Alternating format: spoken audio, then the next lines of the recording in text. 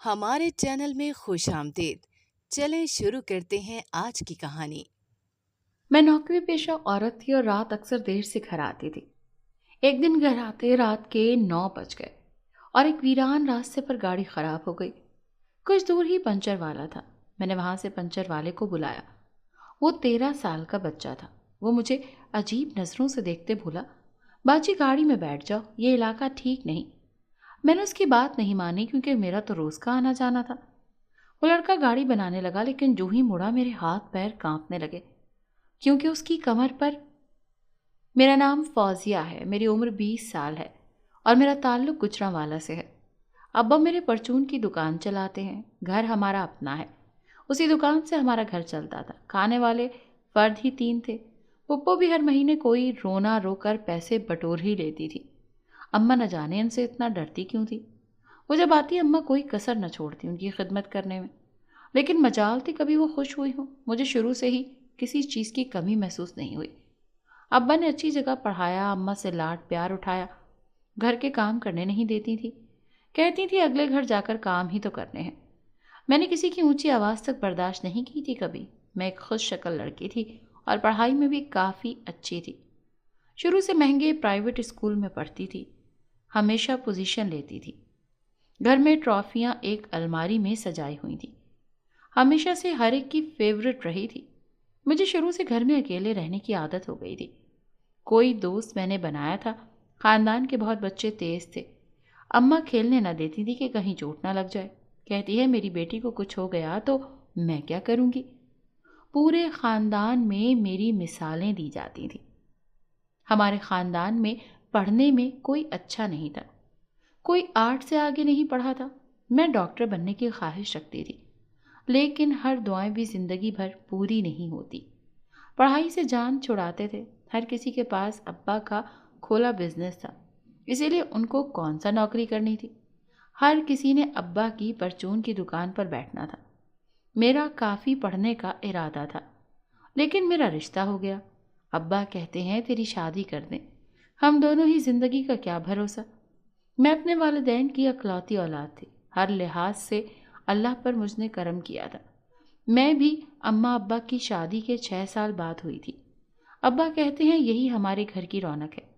میں جلدی شادی کے حق میں نہیں تھی۔ پورے خاندان میں میرے معیار کا لڑکا نہیں تھا اور خاندان سے باہر شادی کرنے کا اجازت نہیں تھی۔ اتنے رشتے آئے تو ابا کہتے ہیں کہ نہ جانے کیسے لوگ ہوں گے۔ ان کے دماغ میں بٹھا دیا گیا تھا کہ صرف خونی رشتے ہی اپنے ہوتے ہیں۔ وہ مار کر پھینکتے بھی ہیں تو چھاؤں میں، لیکن اگر مار کر پھینکنا ہی تھا تو کیا فرق پڑتا ہے کہ چھاؤں میں پھینکو یا دھوپ میں۔ کہتے ہیں باہر سے ضرور کوئی دولت کی لالچ میں ہی شادی کر رہا ہوگا۔ اماں بھی اللہ میاں کی گائیں تھی، وہ جو ابا یا پپو کہتی مان لیا کرتی تھی۔ میری پپو ذرا بھی اچھی خاتون نہیں تھی، انہیں لگائی بجائی کے علاوہ کچھ نہیں آتا تھا۔ ساس بہو کی لڑائی کرواتی تھی، کسی مرد پر بھی چلی جائے تو مردے کو بھی نہیں بخشتی تھی۔ مجھے تو لگتا تھا شیطان بھی ان کی شاگردگی میں ہوگا۔ میری پھپھو کا بیٹا مجھ سے شادی کا خواہش مند تھا۔ پھپھو بھی ابا کی دولت دیکھ کر مجھے دل سے مان گئی تھی۔ میں کافی حیران ہوئی کیونکہ میری پھپھو اچھی خاتون نہیں تھی اور ہر کسی سے نفرت کرتی تھی، لیکن ان کا بیٹا میرے پیچھے پاگل ہو گیا تھا۔ روز رات کو کال کرتا تھا۔ میرا کالج کا بہت اچھا رزلٹ آیا تھا، میں پڑھ رہی تھی۔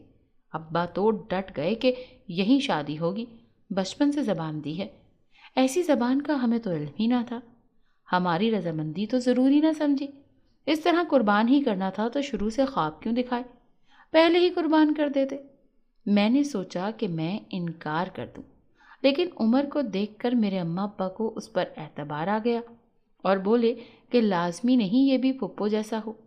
وہ میرے گھر آتا رہتا تھا، ہر وقت مجھے دیکھنے کے لیے بے تاب رہتا تھا، اور پھر میری شادی طے کر دی گئی۔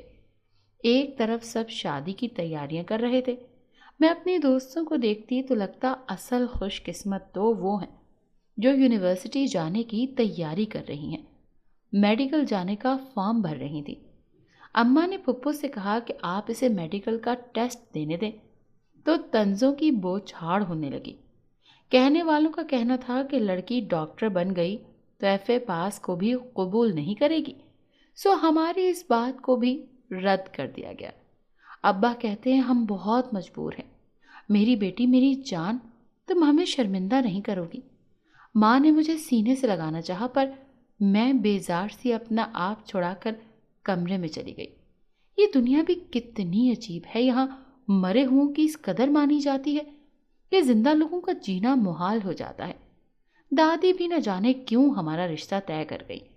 انہوں نے سوچا بھی نہیں آگے ہم ایک دوسرے کے ساتھ گزارا بھی کر پائیں گے یا نہیں۔ اماں مجھے سمجھانے لگی۔ ماں کی باتوں نے بہت سی گٹھیاں سلجھا دی تھی۔ یہ اس کے خوابوں کا محل ریزہ ریزہ ہو گیا تھا۔ ایک ڈاکٹر بننے کا خواب خواب ہی رہا تھا۔ رزلٹ میری آنکھوں کے سامنے تھا، آنکھوں میں آنسو تھے۔ اتنے شاندار رزلٹ پر آنسو بہانے کا حق تو بنتا تھا۔ میں نے کالج میں فرسٹ پوزیشن لی تھی۔ سب ٹیچرز بہت حیران تھی۔ وہ کہتی ہیں آپ تو اپنی بچی کو ڈاکٹر بنانا چاہتے تھے، آپ اس پر اعتماد کریں، ایک بار ٹیسٹ تو دینے دیں، یہ آپ کا خواب پورا کرے گی۔ ان دونوں کی بھی آنکھوں میں پانی تیرنے لگا۔ میں نے امید بھری نگاہوں سے بابا کو دیکھا کہ شاید اس وقت ان کے بابا بغاوت پر آمادہ ہو جائیں، شاید خوابوں کی تکمیل کے لیے اس کی ڈھال بن جائیں، مگر بابا نظر چرا گئے۔ سب امیدیں دھری کی دھری رہ گئیں۔ اماں کہتی ہیں ان خوابوں کے بارے میں سوچنا چھوڑ دو۔ سب نے مجھے بہت سمجھایا کہ دل میں جو بھی منفی خیالات ہیں انہیں جھٹک دو۔ پھپھو گاؤں میں رہتی تھی، مجھے تو وہاں رہنے کی عادت نہ تھی۔ میں جب گاؤں جاتی تو بیمار پڑ جاتی۔ وہ دن بھی آن پہنچا جب میری ڈولی اٹھی اور میرے خوابوں کا جنازہ بھی اٹھا تھا۔ ابا کی پرچون کی دکان اور مکان پھپھو نے بڑی چالاکی سے میرے شوہر کے نام کروا دیا تھا۔ کہتی ہیں جو اس کا ہوگا وہ آخر آپ کی بیٹی کا ہی ہوگا۔ ابا نے میرے نام کروانا چاہا تو بولی کیا اب گھر کی عورتوں کے نام دولت ہوگی؟ اماں کہتی ہیں اپنے شوہر سے کبھی لاپرواہ مت ورتنا۔ میں رخصت ہو کر گاؤں چلی آئی، ایسی زندگی جینے چلی آئی جس کا اس نے کبھی تصور بھی نہ کیا تھا۔ ابا کہتے ہیں مجھ سے کبھی ناراض مت ہونا، میں نے اپنے کسی کالج کی دوست کی شادی پر نہیں بلایا تھا، مجھے پتا تھا انہوں نے مذاق ہی بنانا ہے۔ میری کزنس کہنے لگی دیکھو تم تو اپنے شوہر کی پسند ہو، وہ تمہیں سر آنکھوں پر رکھے گا۔ میں بھی اس بات کے کافی اطمینان میں آ گئی تھی کہ آگے زندگی قدرے آسان ہوگی۔ مجھے کچھ رسموں کے بعد کمرے میں پہنچا دیا گیا۔ اپنے جہیز کے اعلیٰ سامان سے سجا کمرہ تھا، وہی جہیز جس کو جمع کرنے کے لیے ابا نے اپنی ساری جمع پونجی لگا دی تھی۔ مجھے گھن آ رہی تھی، فضا میں عجیب سی دیہاتی بو تھی، دل میں عجیب سے وسوسے تھے۔ کچھ دیر کے بعد دروازہ کھلنے کی آواز آئی، پر میں نے سر اٹھا کر دیکھا۔ سامنے جو نظر آ رہا تھا اس پر یقین نہیں آ رہا تھا۔ کمزور سا تیل زدہ بالوں والا عمر کہیں نہیں تھا، اس کی جگہ ایک کڑیل جوان میرے سامنے کھڑا تھا۔ اس کے لبوں پر دھیمی سی مسکراہٹ تھی۔ مجھے لگا اس کی محبت سے آگے کی زندگی آسان ہو جائے گی اور میں اپنی آنے والی زندگی میں خوش رہوں گی۔ لیکن صبح کسی کے شور پر آنکھ کھولی، پہلو میں دیکھا تو بستر خالی تھا۔ شوہر شاید اٹھ کر جا چکا تھا، لیکن پھپھو کی آوازیں یہاں تک آ رہی تھیں۔ ہمارے گھر میں کبھی کسی نے ایسے نہیں کیا تھا۔ پھپھو کو کسی بات پر بری طرح ڈانٹ رہی تھی اور ساتھ میں ان کے منہ سے موٹی موٹی گالیاں بھی برآمد ہو رہی تھیں۔ میرا دل صبح ہی دھک دھک کر رہا تھا۔ میں نے کبھی کسی کی اونچی آواز برداشت نہیں کی تھی۔ عمر ماں کے سامنے ہاتھ باندھے سر جھکائے کھڑا تھا، جیسے کوئی بہت بڑا جرم کر بیٹھا۔ کہتے ہیں آ گئی مہارانی، کیا جادو کر دیا میرے بیٹے پر جو اس کو ماں نظر نہ آئی۔ مجھے یہ تو اندازہ تھا کہ کبھی پھپھو مجھ سے ایسی بات کر سکتی ہیں، لیکن شادی کے اگلے ہی دن وہ ایسے بول دیں گی، اس کا اندازہ نہیں تھا۔ مجھے سمجھ نہ آیا کہ کیا بولوں۔ کہتی ہیں تم لوگوں کا بکرا مل گیا ہے، اس کو کہاں اپنے نام سب کچھ کروا لو، لیکن عقل کے اندھے نے کچھ بھی اپنے نام نہیں کروایا۔ اوپر سے مہارانی اتنی لیٹ اٹھی ہے۔ بی بی یہ گاؤں ہے، یہاں جلدی اٹھنا پڑتا ہے، اب تک سب ناشتہ کر چکے ہیں۔ میں نے سر ہلا دیا، بس رونے کی کسر باقی رہ گئی تھی۔ مجھے سمجھ آ گئی تھی کہ یہاں رہنے کے لیے صرف شوہر کی ہی نہیں پھپھو کی خدمت بھی کرنی ہے، ورنہ میرا شوہر کبھی ان کے سامنے میرے حق میں نہیں بولے گا۔ مجھے تھا ایک لفظ تو میرے حق میں بولے گا، اپنی محبت کو یوں ذلیل تو نہیں ہونے دے گا، لیکن اس نے تو نظر اٹھا کر میری طرف دیکھا بھی نہیں۔ پھپھو کہتی ہے کدھر ہے، مراقبے میں چلی گئی؟ ابا آئے تمہارے تو اپنے شوہر کے نام کروا دینا۔ جیسے ہی شادی ہوئی وہاں تو سب کچھ عجیب تھا، جو کچھ میرے ذہن میں تھا یہاں تو سب اس کا بھی الٹا تھا۔ میرا شوہر تو مجھ سے بات بھی نہیں کرتا تھا، بلکہ اس نے مجھے نظر انداز کرنا شروع کر دیا تھا۔ مجھ پر حیرتوں کے پہاڑ ٹوٹے تھے کہ بھلا یہ کیسے ہو سکتا تھا۔ وہ تو مجھ سے شادی کرنے کے لیے مر رہا تھا، لیکن میں چپ کر گئی۔ ہو سکتا ہے اس کے پیچھے بھی کوئی مصلحت ہو، لیکن دن بہ دن یہ سب بڑھتا ہی جا رہا تھا۔ ابھی تک عمر نے میری طرف غور سے دیکھا بھی نہیں تھا۔ میں روز اس کے لیے تیار ہوتی تھی، لیکن وہ ایسے میرے پاس سے گزر جاتا جیسے میں اس کے لیے کوئی اجنبی ہوں۔ عمر نے میرے سامنے بھی شائستگی برتنا چھوڑ دی تھی۔ اب وہ اپنے اصلی روپ میں پھرتا تھا۔ گالی دینا اس کا تکیہ کلام ہو جیسے۔ پھپھو کی ڈانٹ سن کر بیٹھی تو شوہر کی پھٹکار شروع ہو جاتی تھی۔ اس کا پیار بس شادی کی رات تک کا تھا، اس کے بعد وہ ختم ہو گیا تھا۔ اس کے بنا اس کی بات مکمل ہی نہیں ہوتی تھی۔ میں ایسے ماحول اور لب و لہجے کی تو بالکل بھی عادی نہیں تھی۔ بابا سے گلہ کرنا چاہا تو انہوں نے سختی سے ٹوک دیا اور دھمکانہ انداز میں آئندہ شوہر اور سسرال والوں کے خلاف کچھ بھی کہنے سے باز رہنے کو کہہ دیا تھا۔ میری شخصیت پوری بدل گئی تھی۔ اب تو ان کے ساتھ رہتی بالکل ویسی ہو گئی تھی۔ نمرہ سے سب کے لیے نمو بن گئی تھی۔ جو پہلے تعریف کرتے تھے اب وہی ہنسنے لگے تھے۔ مجھے تھا کوئی اور تو ساتھ دے یا نہ دے، ابا تو دیں گے۔ میرے لیے ابا کا یہ روپ بھی نیا تھا۔ میں حیران تھی کہ کیا یہ میرے وہی بابا ہیں جو میری ذرا سی تکلیف پر تڑپ جایا کرتے تھے؟ پھپھو نے شادی کے مہینے بعد ہی سب کچھ میرے شوہر کے نام دوبارہ سے کروا دیا تھا۔ اس بار اپنی آنکھوں کے سامنے سائن کروائے تھے۔ میرے بابا ایسے تو نہ تھے۔ میں نے ماں سے گلہ کیا۔ اماں بولی کہیں بعد میں پھر سے وہ اپنے ماموں کے نام ہی نہ کروا دیں۔ کیسے لوگ تھے، اپنے بھائی کا ہی فائدہ اٹھا رہے تھے۔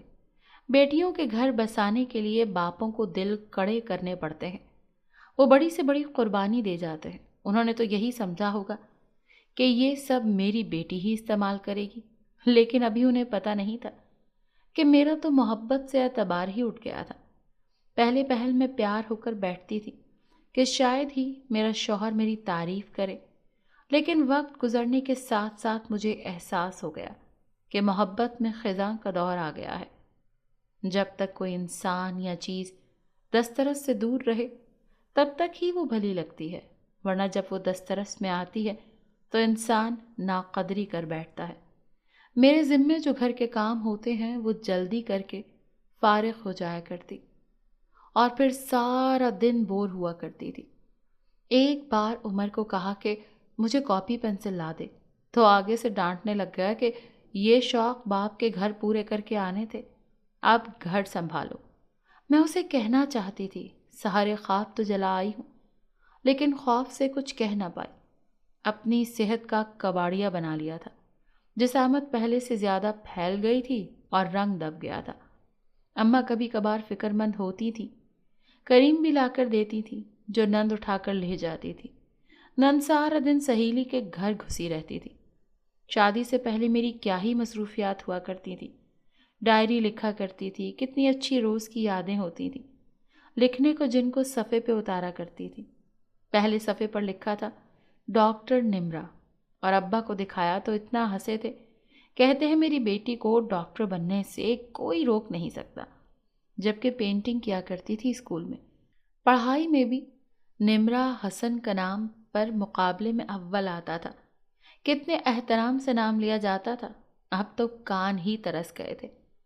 میں امید سے ہوئی تو ساس اور نند نے اسے بستر پر بٹھا دیا اور سب کام خود سنبھال لیا۔ آخر ان کی مراد پوری ہونے جا رہی تھی۔ میری خوب آؤ بھگت ہونے لگی۔ کچھ ماہ بیت گئے تو مجھے کہا جانے لگا کہ بیٹا ہی ہونا چاہیے۔ میں اللہ سے دعا کرتی تھی کہ مجھے بیٹا دے دے، ورنہ انہوں نے مجھے کسی قابل نہیں چھوڑنا۔ عمر کا کہنا تھا کہ گاؤں میں جس کی پہلی اولاد بیٹا ہو وہ فخر سے سر اٹھا کر چلتا ہے، لوگ اسے سلام کرتے ہیں۔ میرا بھی بیٹا ہی ہونا چاہیے۔ بیٹی والے تو منہ چھپاتے پھرتے ہیں، میری عزت خاک میں نہ ملا دینا۔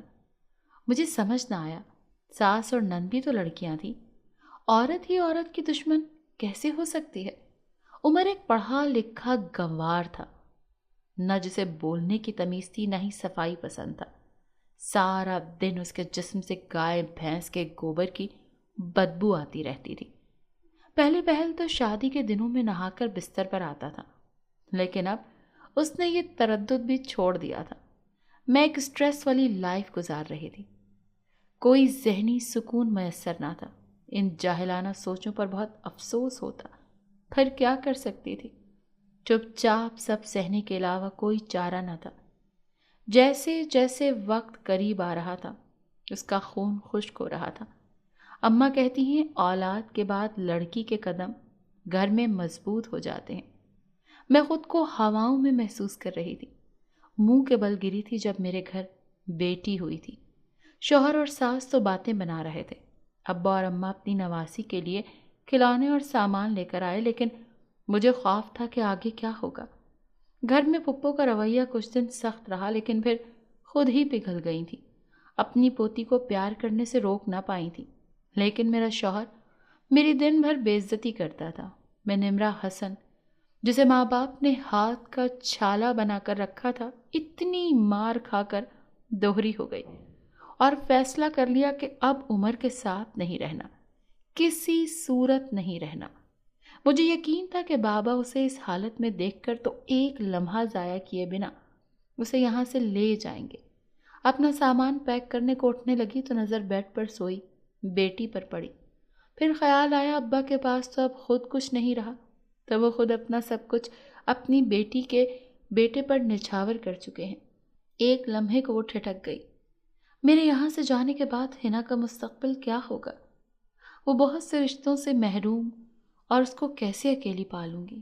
میں سب کچھ چھوڑ کر چلی گئی تو اسے مجھ سے طلاق دے دے گا وہ، مجھے کوئی فرق نہیں پڑے گا، پر ایسی صورت میں میری بیٹی کا مستقبل کیا ہوگا؟ بہت ممکن ہے کہ ساس حنا کو مجھ سے چھین لے، اور جب اس کا دوسری شادی کرے گی تب نہ جانے دوسری بیوی ان کی میری بیٹی کے ساتھ کیسا سلوک کرے گی۔ ایک لمحے کو اس روتی ہوئی ڈری سہمی سی بھوک سے بے حال سی حنا جو ایک کونے میں کھڑی نظر آئی، میرا کلیجہ منہ کو آیا۔ میں اپنی بیٹی کے لیے قربانی دوں گی، ایسی ماریں برداشت کر لوں گی۔ کچھ مہینے گزر گئے، اب سب کو امید تھی کہ دوسری بار تو یہ بیٹا پیدا کرے گی۔ دوسری بار امید سے ہونے کی منتظر تھے۔ ابا اماں کے گھر جانا ہوا، وہ لوگ بھی دن گنتے تھے، یوں لگتا تھا نا یہ گھر اپنا ہے، نہ ہی وہ گھر اپنا رہا ہے۔ بیٹی کولہے پر اٹھائے ہاتھ نچا نچا کر 2000 کا سوٹ 1500 میں لینے کے لیے دکاندار سے لڑ رہی تھی۔ عمر نے مجھے اتنے ہی پیسے دیے تھے، اب تو باہر آنے جانے کے لیے میرے پاس ایک سوٹ بھی نہیں تھا، سب کے رنگ اڑ گئے تھے۔ اماں نے چند پیسے دینے چاہے، لیکن میری خودداری نے طرز بھری بھیک لینے سے صاف انکار کر دیا تھا۔ لیکن اب دکاندار کسی طور راضی نہیں ہو رہا تھا، میرا میٹر گھوم گیا تھا۔ پہلے میں ایسی نہ تھی، لیکن شادی کے بعد میری ڈگری کو آگ لگ گئی تھی، مجھے لڑائیاں آ گئی تھیں۔ لڑتے لڑتے میں آواز بھی بلند ہونے لگی تھی، تلخی سی پیدا ہو گئی تھی۔ اس گرمی میں مجھے بھی شوق نہیں تھا، اب تو بات کرتے ہوئے بھی میری آواز اونچی ہو جایا کرتی تھی۔ پہلے اماں بابا کہا کرتے تھے کہ اچھی لڑکیوں کی آواز گھر سے باہر نہیں جایا کرتی، پر اب اسے کہاں ان باتوں کی پرواہ تھی۔ اب کون سا اچھی لڑکی رہی تھی، نمو بن گئی تھی، جس کو ہر وقت ذلیل اور گالی دے کر پکارا جاتا تھا۔ گاؤں میں رہتے ہوئے میں نے چند گالیاں بھی سیکھ لی تھی، جو کہ گاؤں کی عورتوں کا تکیہ کلام تھی۔ میں اکثر ان کا استعمال کرتی تھی، پر شہر آ کر زبان کو ذرا قابو میں رکھنے کی کوشش کرتی تھی۔ یہ دکان والا گاؤں کا ہوتا تو جانے اس سے کیا کیا سنا چکی ہوتی۔ ابھی اور بحث کے موڈ میں تھی جب ایک جانی پہچانی آواز نے پکارا۔ اتنے دنوں کے بعد اپنا پورا نام سنا۔ میری کالج کی دوست تھی جو یوں مجھے حیرانی سے منہ کھولے اوپر سے نیچے تک میرا جائزہ لے رہی تھی۔ اس کی نظروں کو بخوبی پڑھ رہی تھی میں، جو مجھے کہہ رہی تھی کہ تم تو کیا میڈم بنی ہوا کرتی تھی، اتنے اچھے نمبرز کے بعد یہ کر رہی ہو۔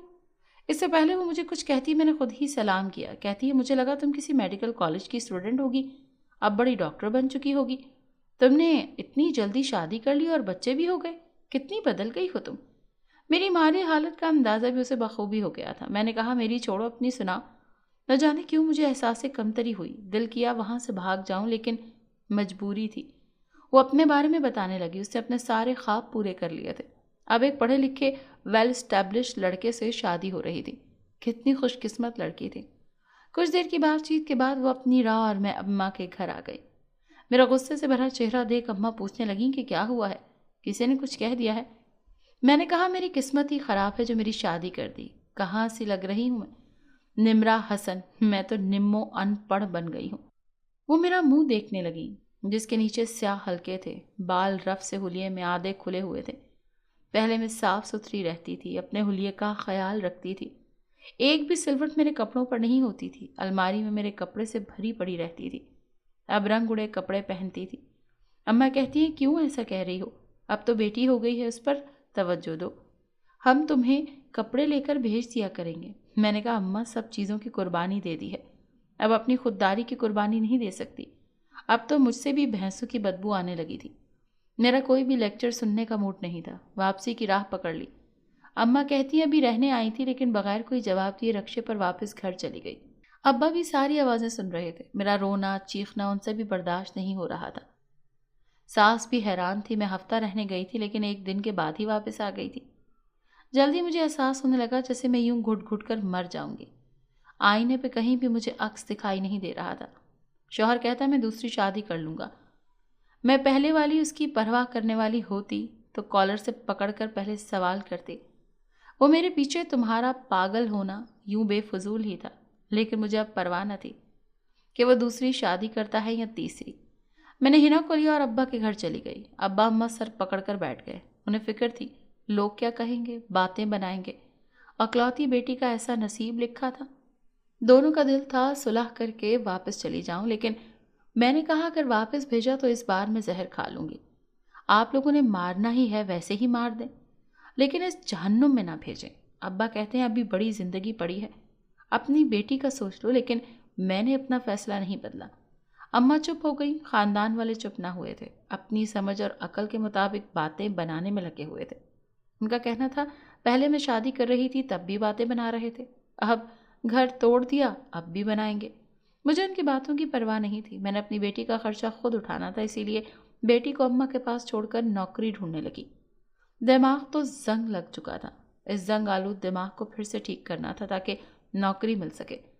ایک دوست کی سفارش کی بدولت اسکول میں اسسٹنٹ کی نوکری مل گئی تھی۔ وہاں والدین جو ملنے آتے انہیں بیٹھا ٹیچر کو بلانا، فیس جمع کرنا، یہ سب میرے ذمہ تھا۔ اس سے مجھے 15,000 ملتے تھے جو عمر کی جیب خرچ سے تو بہت بہتر تھے۔ پپو پہلے پہل کہتی کیسے کھلائے گی، ابھی ہم لینے آئے ہیں، واپس آ جا، میرا کیا ہے، میں نے تو مر جانا ہے، تجھے ہی گھر سنبھالنا ہے۔ ابا کہتے ہیں میں بھی سمجھا رہا ہوں۔ میں نے کہا آپ عمر کو کیوں نہیں سمجھاتے کہ وہ مجھے گالیاں دیتا ہے، جانوروں کی طرح مارتا ہے، روز ایسے ذہنی اور جسمانی ٹارچر کر کے کہتا ہے بیٹا چاہیے۔ ابا چپ کر گئے۔ اماں نے کہا میں نے آج تک آپ لوگوں کا ساتھ دیا ہے لیکن اب اور نہیں دوں گی، میری بیٹی مزید اتنا ظلم برداشت نہیں کرے گی۔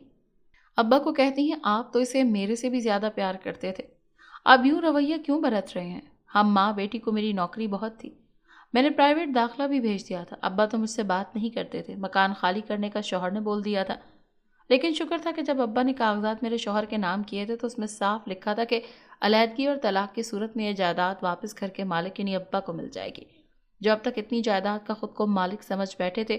ٹھیک کہتے ہیں، جب خود خون پسینے سے کمایا نہ ہو تو دوسری چیز کی آپ کو قدر نہیں ہوتی۔ پپو تو سینہ پیٹنے لگی۔ عمر کہتا ہے آپ ہی کہہ رہی تھی اسے واپس لے آؤ، رہے اپنی بیٹی کے ساتھ تو دن میں عقل ٹھکانے آ جائے گی۔ شوہر نے دوسری شادی کر لی، اسے اپنی بیٹی سے ذرا برابر بھی محبت نہیں تھی، کہتا ہے یہ بوجھ ہے۔ کیسا باپ تھا جسے اپنی بیٹی اپنا خون ہی بوجھ لگ رہا تھا۔ میں اپنی بیٹی کے ساتھ خوش تھی، میرا پیار ہی اسے کافی تھا، نانا نانی بھی اس سے بہت پیار کرتے تھے، اس کی ساری خواہشات پوری کی جاتی تھیں۔ کچھ نے کہا طلاق لے لو، لیکن آگے میری بیٹی بڑی ہوتی، اس کی رائے سے ہی فیصلہ لینا تھا۔ اگر وہ اپنے باپ کے ساتھ رہنا چاہتی تب بھی مجھے اعتراض نہیں تھا۔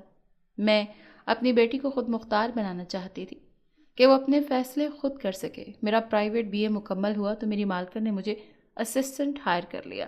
عورتیں ہی زیادہ ہوتی تھیں، اسٹاف بھی اچھا تھا، میں مطمئن تھی، کہیں سے نہیں لگتا تھا میں اتنی پڑھی لکھی ہوں۔ ابھی میری عمر ہی کیا تھی، جس کو پتہ چلتا میری بیٹی ہے تو وہ حیران ہوتی۔ اس کا اسکول کے علاوہ بھی بزنس تھا، وہ کام زیادہ تھا جس سے پیسے بھی زیادہ مل رہے تھے۔ آگے بیٹی کو اسکول ڈالنا تھا، میں 1 روپیہ ابا سے نہیں لیتی تھی، میری مالکن مجھ پر مکمل بھروسہ کرتی تھی، سارے بڑے کام میرے ذمے لگاتی تھی۔ میرے اندر کی نمرا تو مر گئی تھی، اس نے دوبارہ انگڑائی لے لی تھی، جو خود پر توجہ دینا چھوڑ چکی تھی، اب خود کو وقت دینے لگی تھی، اپنے آپ کو سنوارنے لگی تھی، مجھے اپنے آپ پر اعتماد بنانا تھا۔ وہ کسی سے مار نہ کھائے۔ ماں کہتی ہے بیٹی سے لوگ بہت سوال کریں کہ ایک دن ہم مر جائیں گے تو تم دونوں کدھر جاؤ گے؟ میں نے کہا جو بھی ہوگا اس سے بہتر ہوگا۔ آپ لوگوں نے کہا شادی کر لو، میں نے کر لی اور دل سے نبھائے بھی۔ پپو جو کہتی ہے میں نے کبھی شکایت نہیں کی، لگائی عمر کی مار برداشت کی، لیکن میں بھی انسان ہوں، میری بیٹی کو میں باپ سے ملنے سے روکوں گی نہیں۔ ابا کہتے ہیں اسے سمجھانے کا فیصلہ نہیں ہے، غلط ہم تھے، ہمیں اسے پڑھا کر ڈاکٹر بنا دینا چاہیے تھا تاکہ لوگوں کی باتوں میں نہیں آنا چاہیے تھا۔ بیٹی سال کی ہو گئی تھی، میں بھی تو بیوی ہوں، ناراضگی میں مجھ سے ہی بیٹی کیوں نہیں ملنے آتا ہے۔ میں نوکری پیشہ عورت تھی، رات اکثر دیر سے گھر آتی تھی، آفس گھر سے کافی دور تھا، مالکن نے گاڑی دی ہوئی تھی۔ ایک دن گھر آتے ہی رات کے 9 بج گئے اور ایک ویران راستے پر گاڑی خراب ہو گئی۔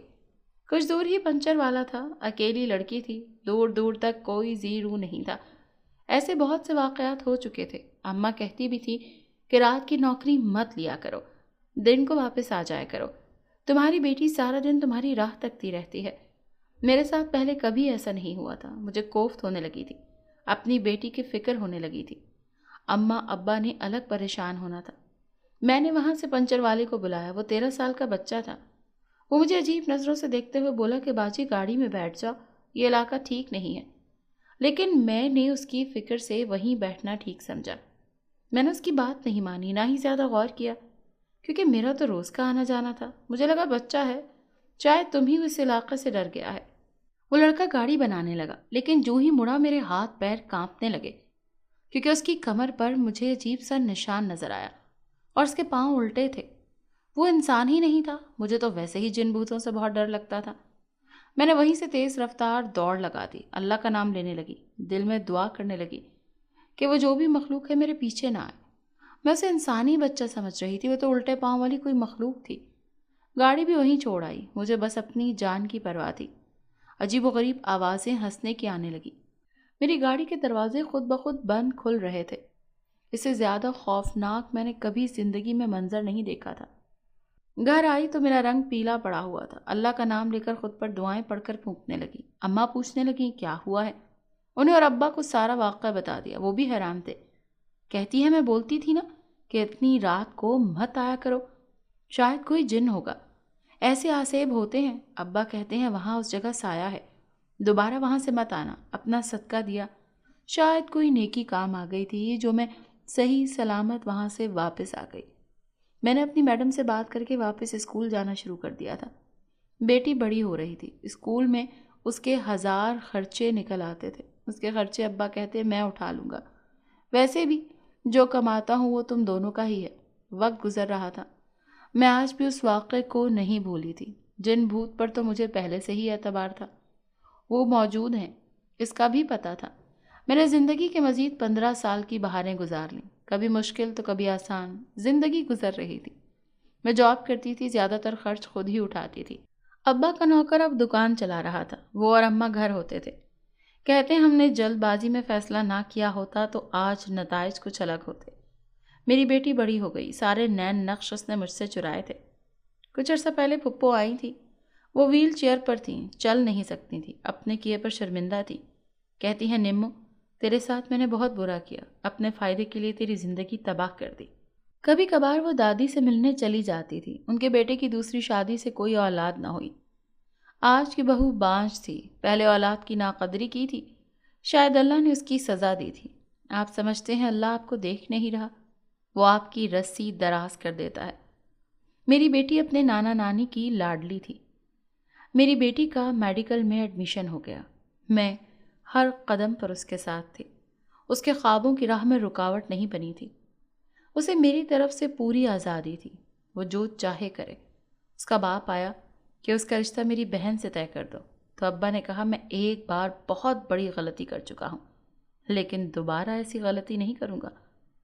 تم ساری زندگی دوسری بیوی کے ساتھ رہے، میری بیٹی کا نہ صحیح اپنی بیٹی کا پتہ تو کر لیتے، اس کی خیر خبر لے لیتے، اس کا خرچہ اٹھا لیتے، لیکن تب تم ذمہ داریوں سے بھاگ گئے۔ اب تم حق جتانے آ رہے ہو، اپنی اولاد یاد آ گئی ہے۔ میری بیٹی بھی اپنے ابا سے ملنا نہیں چاہتی تھی، اس کے دل میں نے نفرت نہیں ڈالی تھی، بلکہ وقت کے ساتھ وہ اپنے ابا سے بدگمان ہو گئی۔ کبھی میرے شوہر نے اس کی بدگمانی دور کرنے کی کوشش بھی نہیں کی، کبھی پلٹ کر پوچھا بھی نہیں تھا، اسی لیے میں بھی ڈٹ گئی تھی۔ میں اسے دوسری نمو نہیں بنانا چاہتی تھی جس پر لوگ ہنسیں، اس کا مذاق بنائیں۔ میں نے جو آتا خواب دکھائے تھے وہ اسے پورے بھی کرنے تھے۔ جب اس کے نصیب میں شادی کرنا لکھی ہوئی تو وہ کر لے گی۔ اسے بھی زندگی سے بھرپور کہہ لگانے کی کھلی اجازت تھی۔ اس پہ مجھے مکمل بھروسہ تھا کیونکہ وہ میری تربیت تھی۔ کبھی وہ ایسا کچھ نہیں کر سکتی تھی جس سے اس کی ماں کو شرمندہ ہونا پڑے۔ اس کا باپ تو اس سے ساری عمر لاپرواہ ہونا چاہیے تھا، لیکن وہ اب اسے یاد کر رہا تھا جب اس کی اپنی کوئی اولاد نہیں ہوئی تھی۔ برے وقت میں ہی وہ غلطیاں یاد آتی ہیں۔ اب بڑے فخر سے بتاتے تھے کہ میری بیٹی میرٹ پر ڈاکٹری کی سیٹ پر پڑھ رہی ہے۔ میں نے زندگی میں اترتی چڑھتی زندگی کی پٹری سے یہ بات سیکھ لی تھی کہ آپ کی زندگی کب بدل جائے، کب آپ کے اپنے ہی آپ کے خواب توڑ دیں، چکنا چور کر دیں۔ ہمیشہ وہ نہیں ہوتا جسے ہم نے سوچا ہوتا ہے۔